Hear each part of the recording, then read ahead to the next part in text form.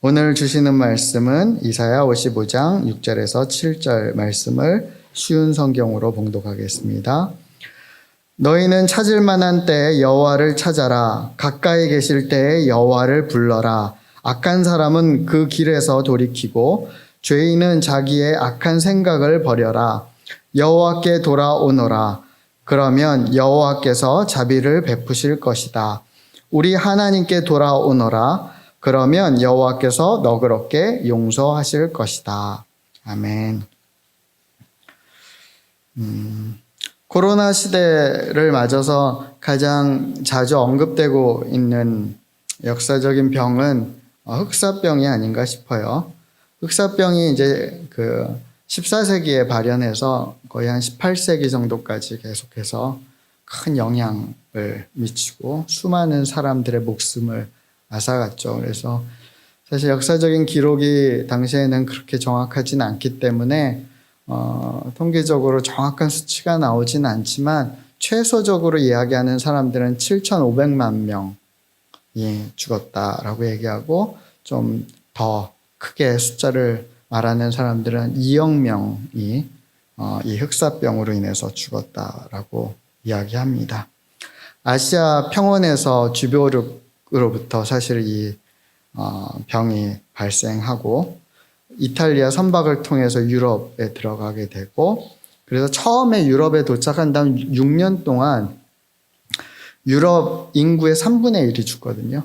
2,500만 정도가 죽게 되고, 그래서 그 유럽 사람들, 중세 유럽 사람들은 이 병을 인간의 죄에 대해서 하나님이 심판하시는 것으로 간주했고, 그래서 중세 교회는 이 흑사병을 퇴치하기 위해서 많은 어떤 활동들, 많은 어떤 접근들을 하는데, 사실 거기에는 굉장히 주술적이고 미신적인 것들을 많이 동원하기 시작하고, 그래서 심지어 죄를 회개해야지 이 병이 끝난다 해서 채찍질 고행단 뭐 이런 것도 만들어서, 그래서 채찍질을 하고 막 고행을 사람들한테 강요하고, 그래서 이것을 끝내려고 하는 시도도 하죠. 좀 더 이제 이성적이고 의학적인 접근을 했던 것 중에 가장 대표적인 게 저 그림에 있는 닥터 슈나벨이라고 이 흑사병을 전문으로 다루는 독일 의사 어떤 그룹이 있었는데, 그 사람들을 묘사한 그림이거든요. 그래서 보면 좀 우스꽝스럽지만 저 부리 같은 게 사실 오늘로 얘기한 마스크 같은 거예요. 그리고 저 막대기가 사회적 거리, 약간 거리를 두게 하면 어떤 뭐 그런 모자를 쓰게 하고 막 해서 나름 저게 방호복인 거예요, 의료진의. 근데 이제 우리는 약간 저걸 이제 그 당시 사람들도 약간 조소 어린 눈으로 봤던 게, 왜냐하면 저 사람들이 왔다 가면 거의 죽었기 때문에 그 당시에는 어떻게 방법이 없었으니까 이 사람들이 너무 헌신적으로 일했지만 많이 죽었기 때문에 오히려 저 사람들의 수고나 저런 어떤 모습들은 굉장히 나름 최선의 접근이었지만 어떻게 감당이 안 됐던 거죠. 오늘하고 좀 비슷한 게 굉장히 많았는데, 그 중에 하나가 다른 인종에 대한 차별이나 혐오도 많이 일어났는데, 특별히 유대인들에 대한 혐오가 유럽에 굉장히 크게 흑사병 때는 일어났고요.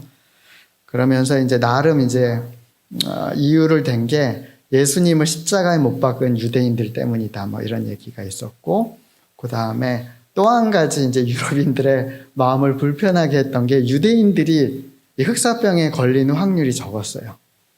이유는 율법을 유대인들은 정말 철저하게 지키느라고 손을 계속 닦고 뭔가 이렇게 부정한 것을 멀리하고 그런 이제 삶의 어떤 패턴을 계속 유지했기 때문에 다른 사람들보다 방역이 잘 된 거죠. 율법을 지키면서.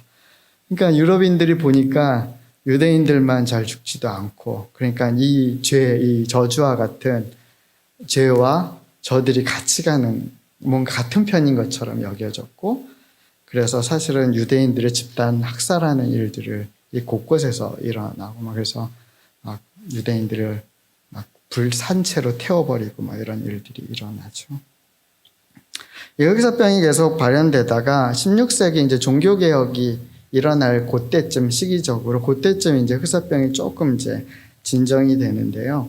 그래도 여전히 이 흑사병이 그 당시에도 만연했기 때문에 그 종교개혁의 대표적인 인물이었던 마틴 루터 역시 동생 2명을 흑사병으로 잃고, 그리고 이 종교개혁자들이 이제 종교개혁을 일으키면서 이제 교회가 모이고 막 여러 활동들을 하는데 거기에도 사실은 많은 이제 장애들을 만나게 돼요.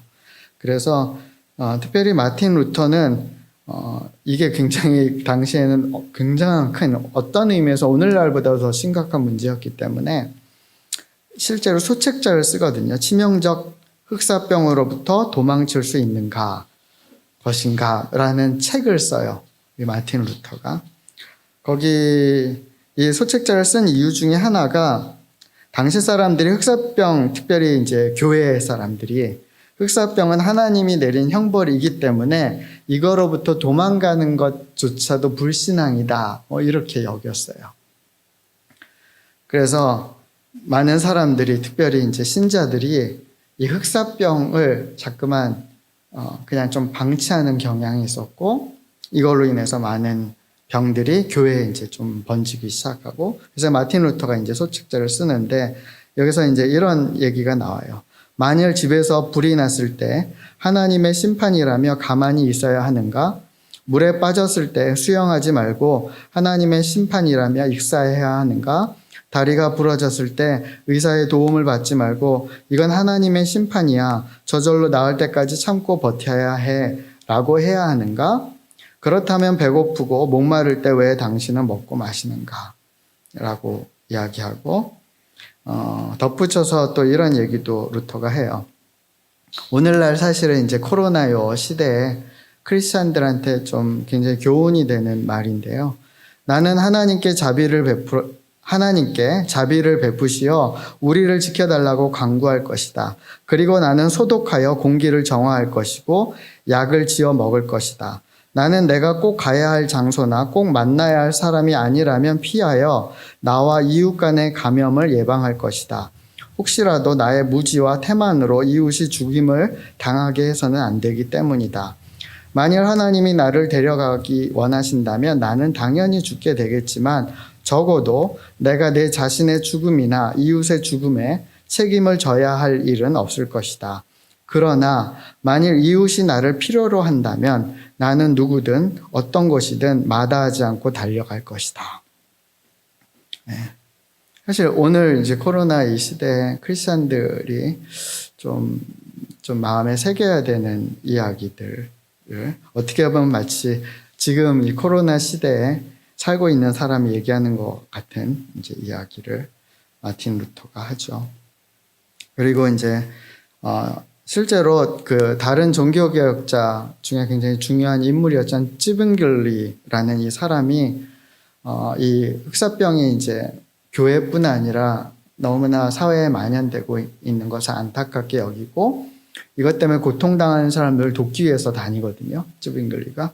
그러다가 실제로 본인이 흑사병에 걸리고 거의 이제 생사의 기로까지 가게 되고, 그러다가 정말 극적으로 이 찌빙글리가 살아나게 되고, 그래서 찌빙글리가 자신의 그 스토리를 간증을 담은 노래 역병가라는 찬양을 만들어서 부르는 일도 일어나죠. 저희보다 수세기 전에 일어났던 이 전염병 앞에서 또 어떻게 보면 동일한 비슷한 질문을 그들은 던졌어요. 치명적인 흑사병으로부터, 이 전염병으로부터 우리는 과연 도망칠 수 있는가? 오늘로 바꿔서 이야기하면 과연 우리는 코로나로부터 도망칠 수 있을 것인가? 요거를 조금 좀 더 다듬어서 표현한다면 과연 우리는 무엇으로부터 도망쳐야 하고 어디로 피할 수 있을까라는 질문을 우리는 해야 되는 것 같습니다. 이 질문이 좀 신학적으로 바꿔서 표현한다면 한마디로 이런 표현이에요. 우리에게 무엇이 참된 구원인가? 예요. 이사야 30장 15절에서 16절입니다. 주 여호와 이스라엘의 거룩하신 이가 이같이 말씀하시되 너희가 돌이켜 조용히 있어야 구원을 얻을 것이요 잠잠하고 신뢰하여야 힘을 얻을 것이오늘 너희가 원치 아니하고. 그래서 사실 심판과 또 많은 고통스러운 일들, 이방의 침략들, 또 많은 사람들이 전쟁을 통해서 전쟁 때문에 또 일어나는 병들로 인해서 죽어가는 그 사람들이 그 고통으로부터 그 어려운 그 시대적인 상황 속에서 벗어나려고 계속 끊임없이 노력하는데 하나님은 뭐라고 말씀하시냐면 너희가 돌이켜 조용히 있어야 구원을 얻고 잠잠하게 신뢰해야 힘을 얻을 거다. 근데 너희는 그걸 원치 않는구나 라고 말씀하세요. 근데 왜 원치 않냐면 그 원어를 좀 살펴보면 충분히 이해할 수 있거든요. 저 구원이라는 단어가 야샤인데 구원하다, 돕다, 구출하다 이렇게 번역되어 있는데 원래 어원적인 본래 의미는 열려있다, 넓게 만들다 뭐 이런 의미예요. 그러니까 이 구원하다, 구출해내다는 뭔가 갇혀있고 어떤 그 고통에 함몰되어 있는 사람들을 열어주는 거예요. 풀어주는 거예요. 넓게 나올 수 있도록 자유를 부여하는 것, 이게 야샤인데 이 야샤의 반대 측면은 단어는 차라르라는 단어인데 압제하다, 괴롭히다, 억압하다, 뭐 고통을 주다, 환란, 뭐 고난 뭐 이렇게 성경에서 번역되는데 이거의 어원적인 의미는 반대예요. 좁게 하는 거예요. 좁게 만드는 거예요. 계속 압박하는 거예요. 뭐 여러 가지, 뭐 병 때문에 아니면 경제적인 이슈 때문에, 관계 때문에, 사회적인 문제 때문에, 불의 때문에, 뭐 여러 가지 이유 때문에 점점 우리의 삶이 조여오는 거예요. 선택지가 없어지게 되고 뭔가 계속 억눌리게 되는 거죠. 그래서 예레미야에 보면 여호와여 보시옵소서 내가 환난을 당하여 나의 애를 다 태우고 나의 마음이 상하오니 나의 반역이 심히 크미니이다. 밖에서는 칼이 내 아들을 빼앗아가고 집안에서는 죽음 같은 것이 있나이다. 그러니까 밖이나 안이나 환난, 고난들이 계속 일어나고 그래서 선택지가 없어지고 내 삶이 계속 조여지는 거예요. 그게 환난 차라르예요. 그래서 마음이 상하고 그래서 어찌할 바를 모르게 되는 거죠.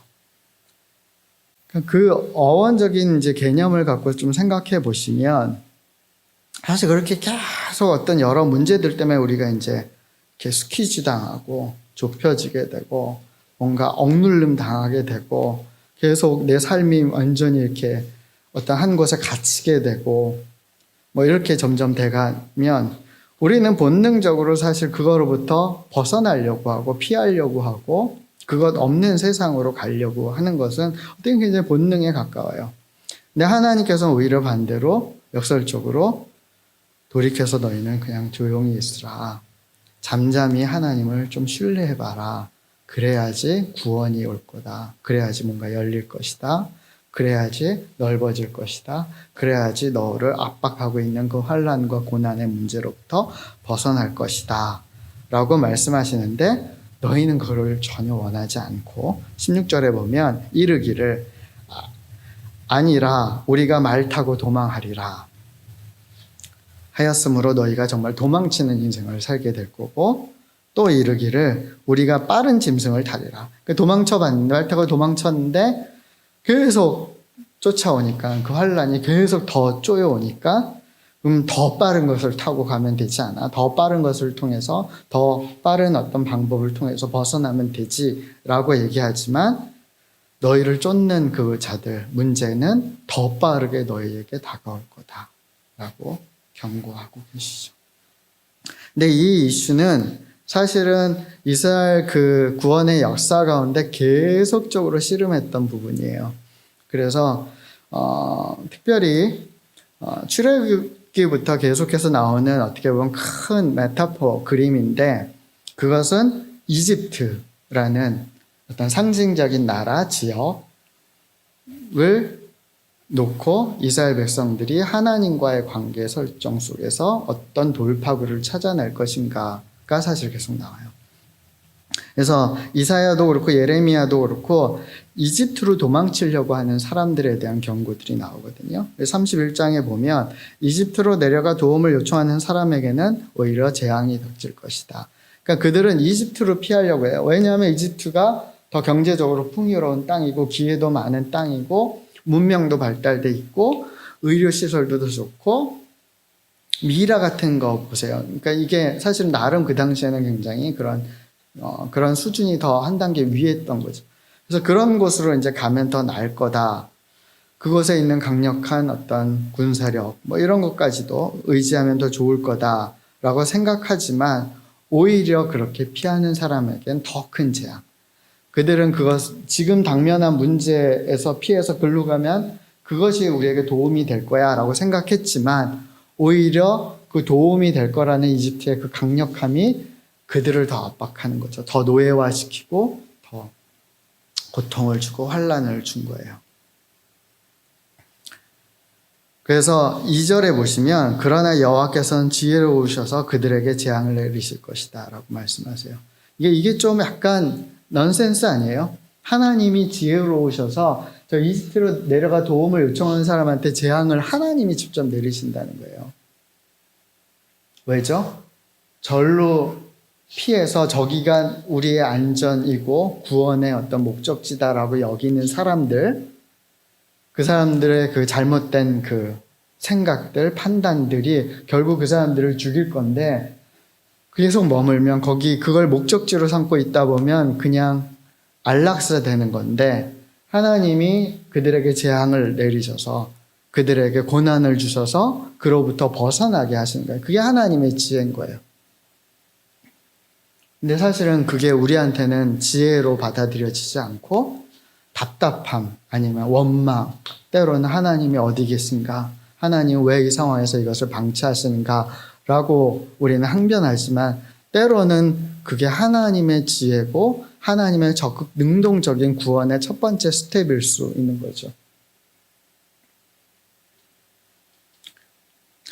사실은 구원받으려는 사람들의 진짜 해야 될 부분은 이스라엘의 거룩하신 분을 의지하는 것, 도움을 요청하는 것인데 그거를 하지 않고 다른 방편, 구원이 아닌 것을 자꾸만 의지하고 글로 피하려고 하니까 하나님은 그럴 수밖에 없다라고 말씀하세요.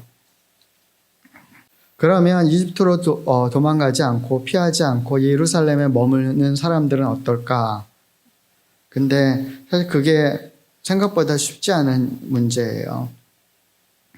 그래서 이사야 64장을 보면 주님의 거룩한 성들이 파괴되고 시온이 광야가 되었고 예루살렘조차 황무지가 되고 우리 조상이 여호와를 찬양하던 거룩하고 아름다운 성전이 이제는 불타버렸습니다.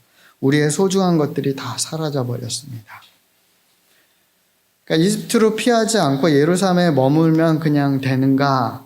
근데 그것조차도 사실은 무너져 버린 거예요. 그것조차도 황무지처럼 돼버리고 하나님을 예배하는 아름다운 성전조차 다 불타버린 거예요. 피할 곳이 없어져 버린 거예요. 왜죠? 네, 죄 때문에. 그러니까 물리적으로 이집트냐 예루살렘이냐의 이슈가 아니었던 거예요.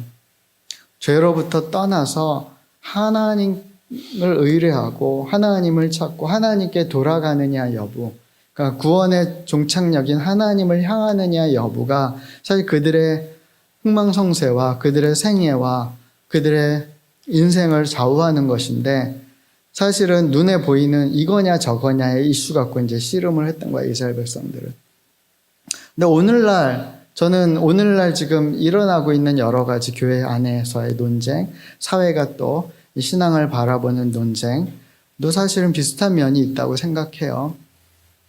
그래서 우리는 자꾸만 교회에서 모여서 어찌됐건 생명 걸고 예배를 지켜야 된다, 뭘 어떻게 해야 된다, 아니다, 이런 상황에서는 사회를 돌보고 어떻게 해야 된다, 이런 논쟁을 하지만 사실 더 궁극적인 것은 정말 우리 뿌리 안에 있는 죄악의 이슈들, 하나님과 동행하지 못하고 하나님 안에 거하지 못하게 하는 우리의 죄악된 이슈들을 사실 우리가 겸허하게 하나님 앞에서 인정하고 돌이켜 회개하고 하나님 앞에 다시 돌아올 것인가의 여부가 사실 그게 진짜 우리가 힘을 합쳐서 한 마음으로 간절하게 같이 합심해서 기도하면서 해결해야 될 이슈인데 우리는 자꾸만 예루살렘이냐 이집트냐 같이 공존하면서 살 것인가 아니면 우리가 어찌됐건 이 아름다운 성전을 지켜야지만 고단 미래가 있다 뭐 이런 이슈로 이제 접근을 하니까 사실 굉장히 어려운 거죠.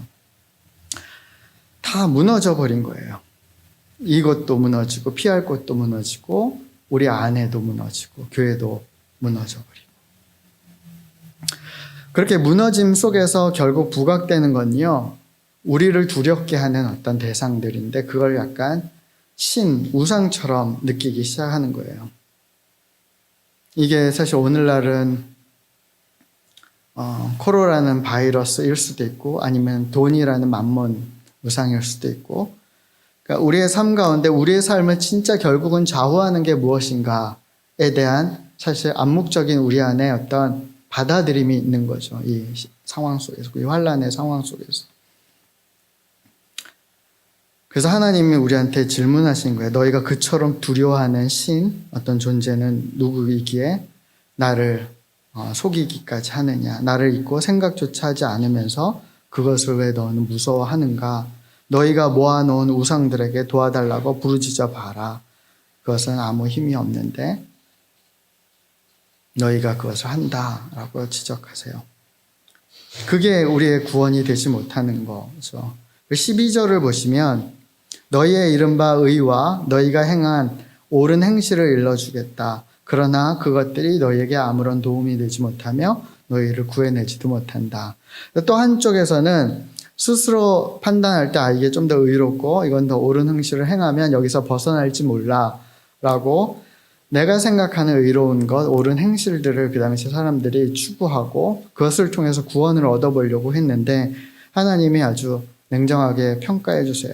그것은 너희에게 아무 도움이 못 여기서 도움이 못 된다는 것은 구원의 이슈에서 도움이 못 된다는 거예요. 너희를 구해내지 못할 거야.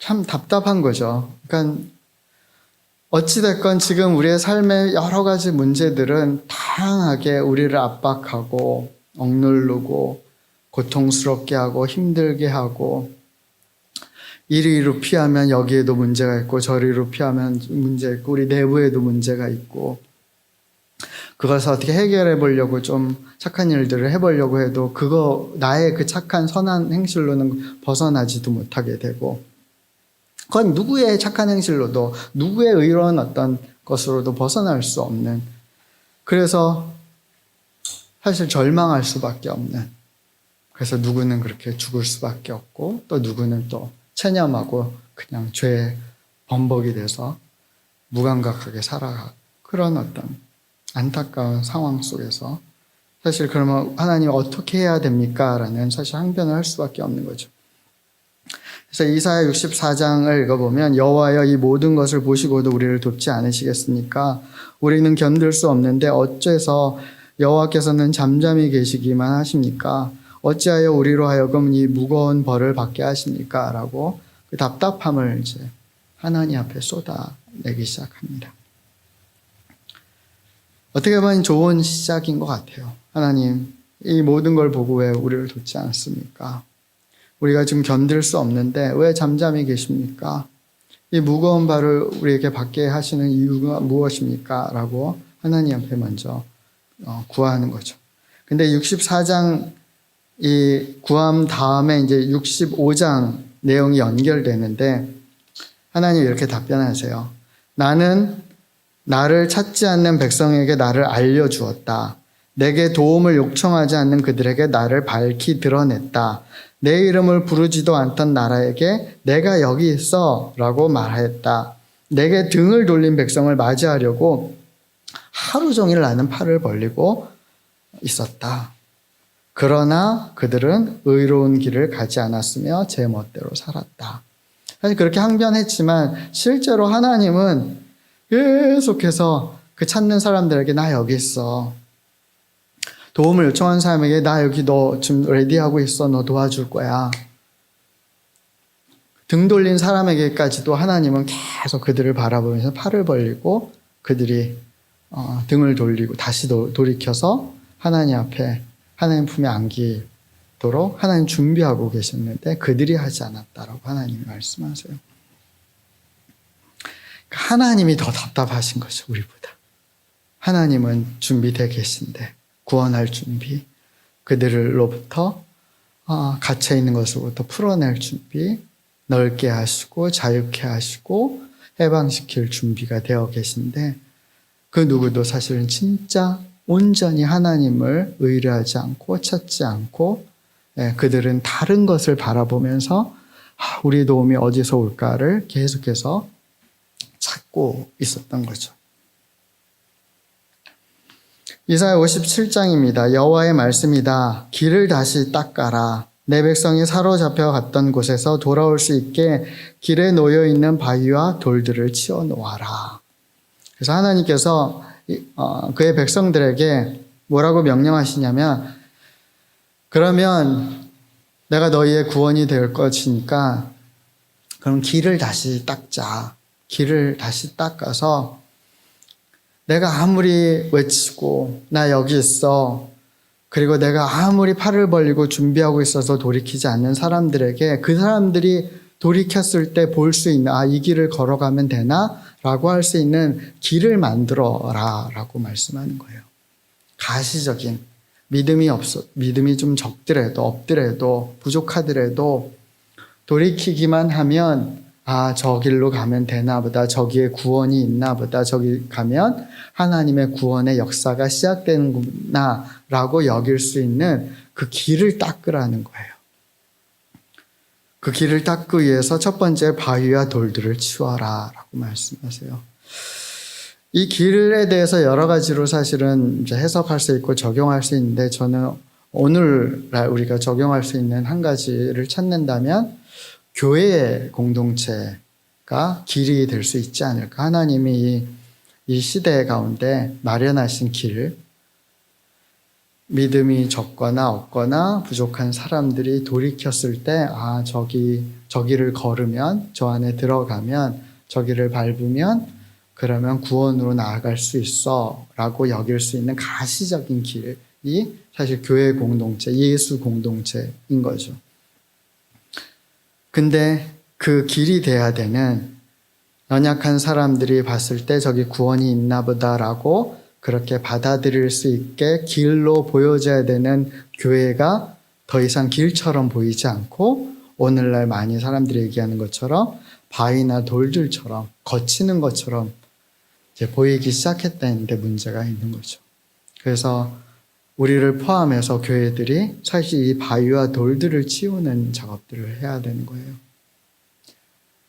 교회 안에 들어오면 사실은 구원이신 하나님, 그 하나님 안에서 구원을 누리고 갇혀있는 것에서 해방되는 것을 경험해야 되는데 그러지 못하고 다른 것에 마음을 뺏기게 하는 돌들과 바위들을 치우는 거예요.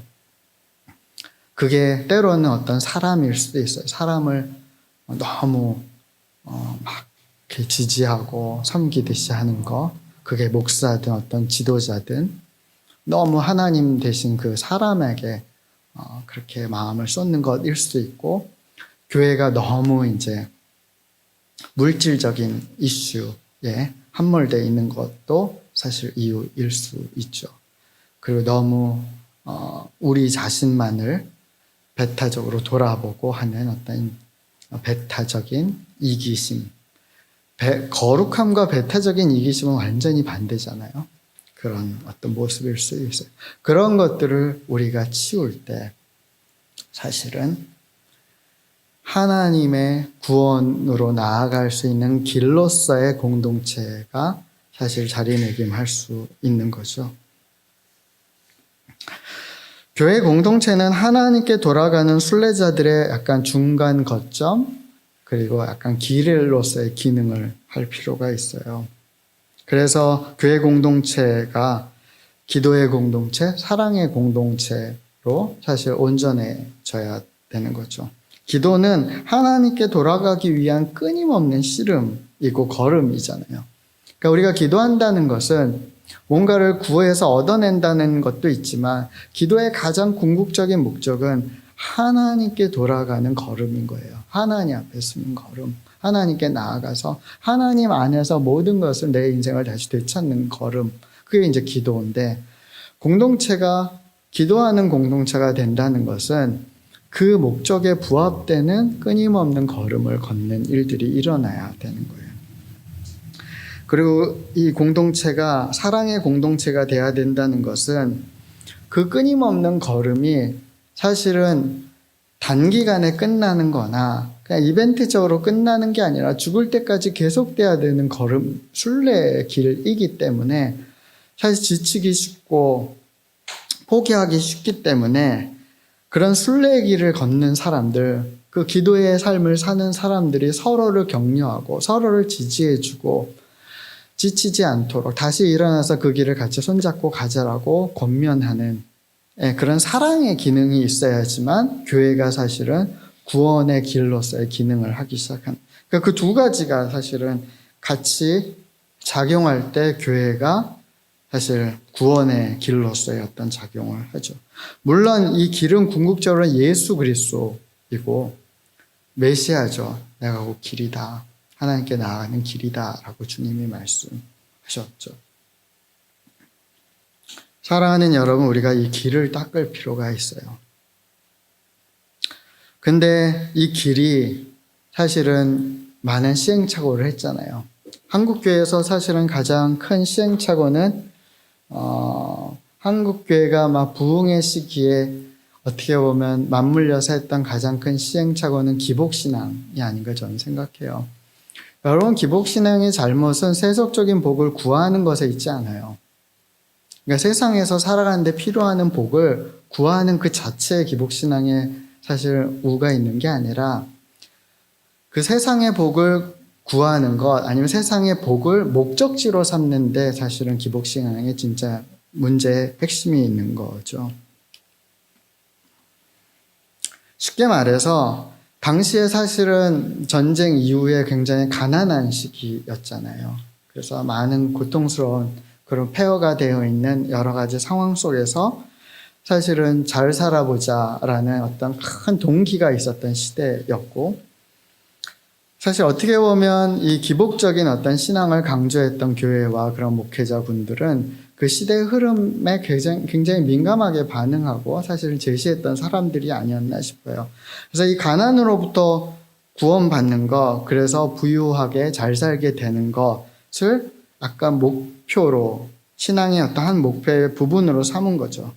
근데 그렇게 목표로 삼고 나아가고 실제로 그래서 막 기도하고 열심히 살아가면서 뭔가 가난을 벗어나고 잘 살게 되고 부욕해 되고 그래서 신앙생활하는 재미, 살아가는 재미가 막 극대화되고 그러면서 교회도 막 번영이 되고 많은 사람들 교회에 막 모이기 시작하고 역사가 있고 여기까진 좋았는데 문제는 그 과정 속에서 구원의 목적지를 단지 그 가난으로부터 벗어나고 부욕해 되는 것, 가난을 피해서 부욕해 되는 것으로만 삼았기 때문에 부욕해 된 후에 개인과 교회가 부욕해 되고 많은 사람들이 막 모이는 힘 있는 집단이 된 후에 사실은 공허해지기 시작한 거죠. 왜냐하면 그 자체가 구원이 아닌 것을 스스로 점점 확인되기 시작한 거예요. 애굽으로 피하고 바벨론에 잡혀가서 성공해도 여전히 노예인 것처럼 단지 우리가 어떤 고난으로부터 피하고 어려움으로부터 피하고 가난함으로부터 벗어나는 그 자체가 구원이 아니라는 사실을 우리는 사실 잊어버렸던 거죠.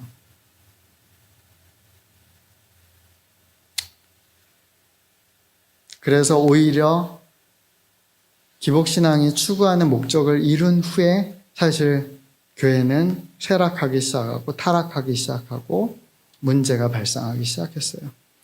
제가 이 말씀을 드리는 이유는 지금 코로나 이 시대를 맞아서 우리가 이런 여러 가지 문제로부터 피하고 벗어나고 어떻게 되면 나올 것인가 여기에만 우리가 몰두하다 보면 우리가 그 당시에 가난으로부터 여러 가지 사회적인 어려운 환경으로부터 벗어나려고 노력했던 그 1세대 크리스찬들이 했던 방식을 우리가 또 답습할 수 있는 거죠. 그걸 벗어나면 구원인가라는 질문을 우리는 사실 이제는 할 필요가 있는 거죠. 무엇이 참된 구원인가라는 질문을 할 필요가 있는 거예요. 우리는 무엇으로부터 벗어나려고 하고 어디로 피하려고 하는가? 어디로 피하는 것이 진짜 구원인가? 이사야 52장입니다. 깨어라, 깨어라 시온아, 힘을 내어라, 거룩한 성 예루살렘아, 다시 아름다운 옷을 입어라. 할례 받지 않는 자와 부정한 사람이 다시는 내게로 들어가지 못할 것이다. 한때 포로였던 예루살렘아, 이제는 티끝을 떨어버리고 일어서라. 한때 포로였던 딸 시온아, 이제는 내 목의 사슬을 풀어버려라. 여호와께서 이렇게 말씀하셨다. 너희가 값없이 포로로 팔려갔으니 값없이 구원을 받을 것이다. 그래서 이스라엘 백성들한테 하나님 촉구하시는 것은 자꾸만 여기서 벗어나고 피하려고 하고 이것만 벗어나면 다 끝날 것처럼 그렇게 착각하지 말고 진짜 깨어나라. 진짜 깨달아라.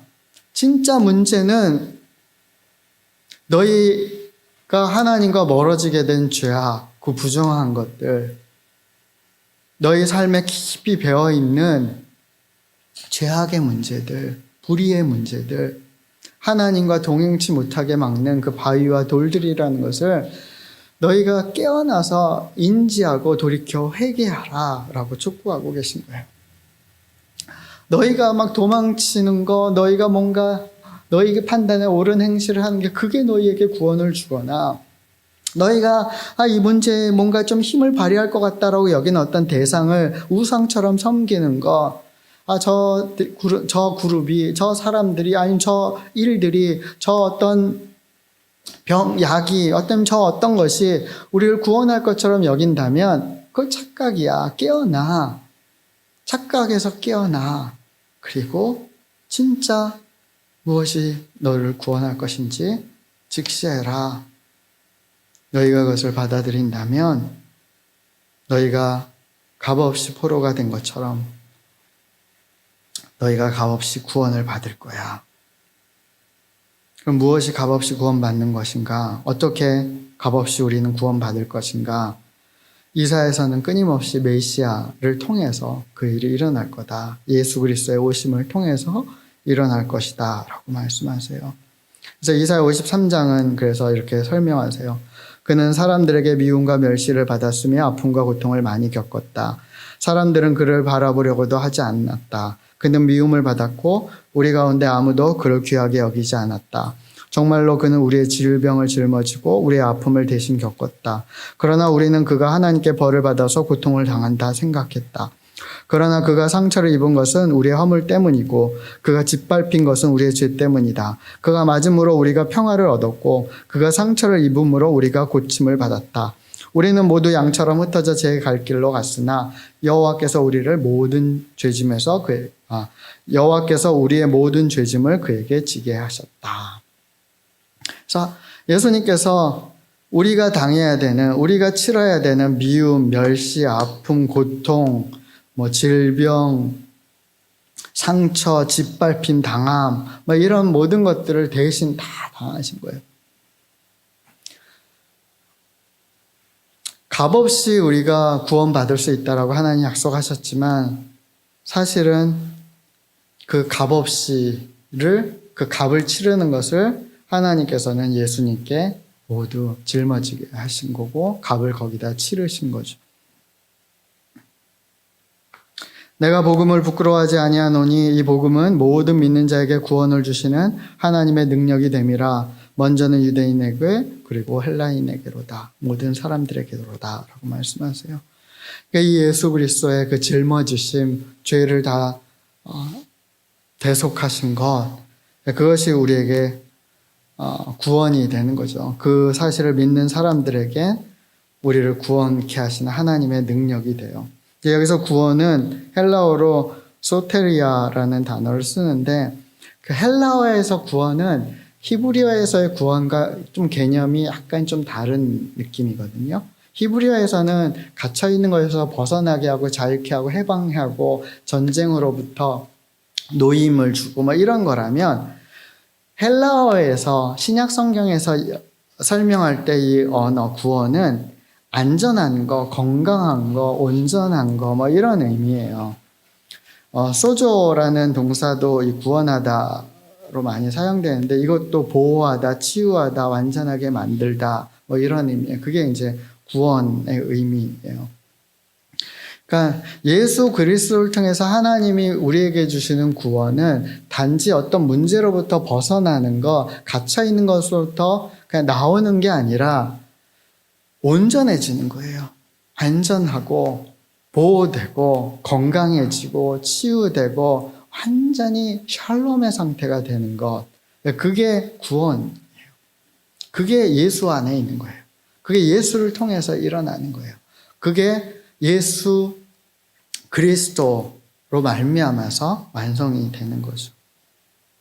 하나님이 그 아들을 세상에 보내신 것은 세상을 심판하려 하는 게 아니라 그 예수로 말미암아 세상이 그렇게 구원받게, 온전케 되게, 치유되게, 건강케 되게, 회복되게, 샬롬이 될 수 있도록 그렇게 하신 거예요. 그것을 위해서 그래서 아까 이사야 53장 말씀처럼 예수님이 우리의 온전하지 못함, 우리의 상처 입음, 우리의 어떤 뼈아픈 고통, 짓밟힌 어떤 그 환난들을 다 받아내신 거예요. 그리고 우리에게는 온전하심을 주시는 거죠. 그가 맞음으로 우리가 평화를 얻었고 그가 상처를 입음으로 우리가 고침을 받았다라고 말씀하세요. 그게 구원이에요. 온전케 되는 것. 예배 가운데 치유가 있고 온전케 됨이 있다라는 것은 예배가 어떤 의식적인 마법 같은 힘이 있다라는 의미가 아니라 사실 그 예수 그리스도의 죽음에 참여하는 거죠. 거룩한 산제사로 예수 그리스도의 죽음과 연합이 되는 시간이기 때문에 그런 거예요. 그 안에 온전케 됨, 그 안에 구원함이 있는 거예요. 모든 것이 쪼여왔던 내 삶이 그 안에서 자유케 풀어나짐이 있고 그 안에서 아팠던 것들이 고침을 받게 되고 회복을 얻게 되고 건강케 되고 힘을 얻게 되는 역사가 있는 거예요. 갈보리 그 언덕 넘어 예수 그리스도의 그 십자가의 자리, 그것을 져셨던 그 대속의 자리, 그 자리가 내 삶에 들어오는 순간 나의 온전함, 구원받았음을 알게 되는 거죠. 그때 진정한 자유함을 누리기 시작하게 되는 거예요. 어디를 피할 필요가 없게 되고 이집트냐 예루살렘이냐 아수르 바벨론을 의지할 것인가 이런 것들이 사실은 우리의 메인 이슈가 되지 않게 되는 거예요. 그게 참된 구원인 거죠. 이사야 66장 마지막은 사실 이렇게 그래서 정리해요. 여호와께서 이렇게 말씀하셨다. 내가 예루살렘의 평화가 강물처럼 흐르게 하겠다. 민족들의 재물이 예루살렘으로 흘러 들어오게 하겠다. 너희는 아기처럼 젖을 빨며 내 품에 안길 것이고 내 무릎 위에서 귀여움을 받을 것이다. 어머니가 자식을 위로하듯 내가 너희를 위로하겠다. 너희가 예루살렘에서 위로를 받을 것이다. 너희가 이것을 보고 기뻐할 것이며 너희 몸과 마음이 건강해질 것이다. 여호와의 종들은 여호와의 능력을 보겠으나 여호와의 원수들은 여호와의 진노를 볼 것이다. 14절 말씀처럼 상황이 종료된 게 아닌 거예요. 상황은 여전한 거예요. 그래서 여호와의 원수, 하나님을 믿지 못하고 하나님을 등지고 하나님을 불신하고 하나님 반대편에 서는 사람은 그게 그 상황들이 그 삶의 자리가 진노로 다가오지만 여호와의 종들에게는 아직은 에덴 같은 어떤 사회상이 있는 게 아니니까 여전히 우리의 삶의 자리는 똑같으니까 우리가 옮겨간 게 아니라 삶의 자리는 같지만 그 삶의 자리에서 여호와의 종들 하나님을 믿고 잠잠히 하나님 앞에 신뢰하고 머무는 사람들에게는 하나님의 능력을 경험하게 되는 거죠. 구원을 경험하게 되는 거예요. 그 차이인 거죠. 우리는 자꾸만 에덴 동산 같은 파라다이스 같은 어떤 곳으로 피하는 것을 구원이라고 이 땅에서 자꾸만 생각하니까 혼란스러워지는 거예요. 내가 예루살렘의 평화가 강물처럼 흐르게 할 것이다.